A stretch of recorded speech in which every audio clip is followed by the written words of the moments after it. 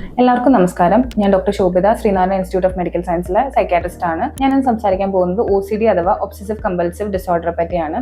കതകിന്റെ കൊടുത്തിട്ട് അത് ശരിയാണോ എന്ന് വീണ്ടും വീണ്ടും നോക്കുന്നവർ, കൈകാലുകൾ ഒത്തിരി സമയമായിട്ട് കഴുകുന്നവർ, ഒത്തിരി നേരം കൊണ്ട് കുളിക്കുന്നവർ, അത് കാരണം വീട്ടിലെ ടാങ്കിൽ വെള്ളം തീർന്നു എന്ന് പരാതിയുമായി വരുന്ന മാതാപിതാക്കളെ കണ്ടിട്ടുണ്ട്.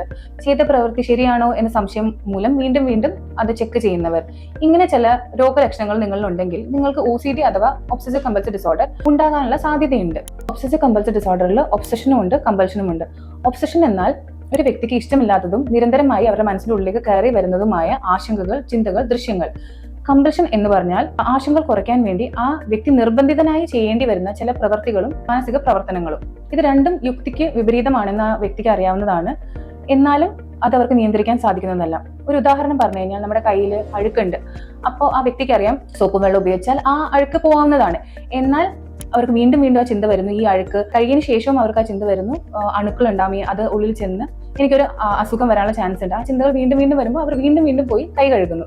അങ്ങനെ അത് റിപ്പീറ്റഡ് ആയിട്ട് നടക്കുന്നു. അത് അവരുടെ ജീവിതത്തിനെയും അവരുടെ ജോലിനെയും ഒക്കെ ബാധിക്കുന്നു. ഈ OCD നമുക്ക് നമ്മുടെ ജനസംഖ്യയിൽ 2 തൊട്ട് 3% ആൾക്കാരിൽ കണ്ടുവരുന്നതാണ്. പുരുഷന്മാരിലും സ്ത്രീകളിലും ഏകദേശം ഒരുപോലെ കണ്ടുവരുന്നതാണ്.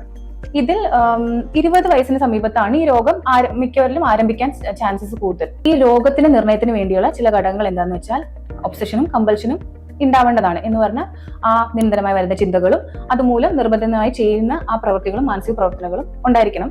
അതുകൂടാതെ ഈ ഒബ്സഷനും കമ്പൾഷനും വേണ്ടി അവർ സ്പെൻഡ് ചെയ്യുന്ന ടൈം ഏകദേശം 1 മണിക്കൂറെങ്കിലും മിനിമം ഉണ്ടായിരിക്കേണ്ടതാണ്. അതിൽ കൂടുതലും ആകാം, ബട്ട് മിനിമം 1 മണിക്കൂറെങ്കിലും ഉണ്ടായിരിക്കേണ്ടതാണ്.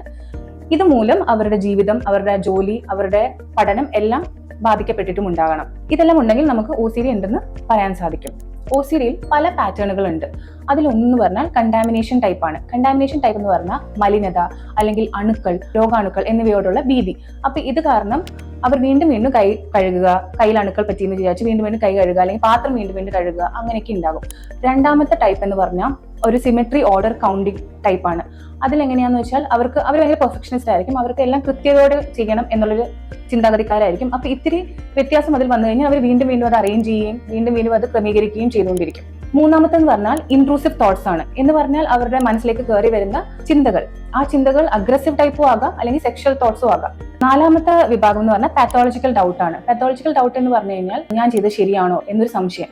അപ്പൊ അങ്ങനെ സംശയം വരുമ്പോൾ അവരുടെ കമ്പൽസീവ് ബിഹേവിയർ എന്ന് പറയുന്നത് ചെക്കിംഗ് ആണ്. എന്ന് പറഞ്ഞാൽ കതക് പൂട്ടിയോ എന്നൊരു സംശയം, ഇല്ലെങ്കിൽ അയൺ ബോക്സ് ഓഫ് ആക്കിയോ എന്നൊരു സംശയം.